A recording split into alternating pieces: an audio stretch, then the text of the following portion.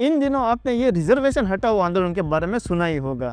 उन लोगों का प्रोटेस्ट करने का तरीका बड़ा अनोखा है। वो लोग ऑनलाइन प्रोटेस्ट करने वाले हैं। तो पहले हम उसके प्रोटेस्ट की प्रोसेस देखते हैं। पहले वो लोग बोल रहे हैं कि हमें इंस्टाग्राम पे फॉलो करो। फॉलो करने के बाद हमें प्रोटेस्ट में कोई नारा नहीं लगाना है, हमें कोई रैलियां नहीं काटनी है।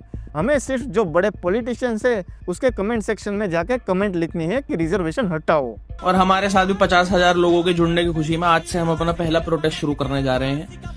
सबसे पहले इस बिल्कुल पीसफुल रहेगा।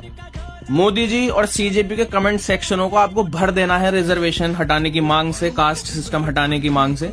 हमको भी देखना है कि कौन स्टूडेंट्स का कितना ज्यादा सगा है, तो ये हमको बिल्कुल पीसफुली करना है। और इसमें माताएं बहनें सबसे ज्यादा आगे आए, क्योंकि सोशल मीडिया की कमान आखिरी में आपको ही संभालनी है।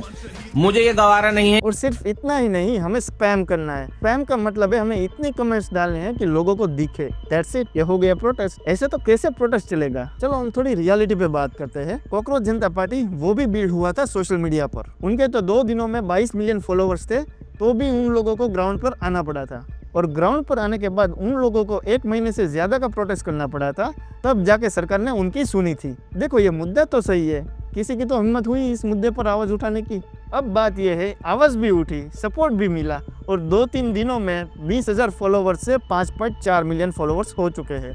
और डिसअपॉइंटिंग बात यह है कि इन लोगों का प्रोटेस्ट पोस्ट, इमेजेस और रील्स से हो रहा है, जहाँ पर रील्स पर तो ये सिर्फ भाषणबाजी ही कर रहे हैं अभी के लिए। तो एक सवाल मैं आरएसएस के सामने खड़ा कर रहा हूँ। आप लोग हमेशा से कास्टलेस ऑर्गेनाइजेशन रहे हैं, आपने कभी किसी जाति को रिकॉग्नाइज नहीं करा। तो जब भारतीय जनता पार्टी की बात आती है, उसकी जातिवादी राजनीति की बात आती है, आप लोग चुप क्यों हो जाते हैं? ये चीज दुनिया से छुपी नहीं है आप लोगों का कितना इन्फ्लुएंस है भारतीय जनता पार्टी पे। तो क्यों है चुप आप? क्या भारतीय जनता पार्टी का सत्ता में आ जाना आपकी बाकी सारी जिम्मेदारी खत्म कर देता है?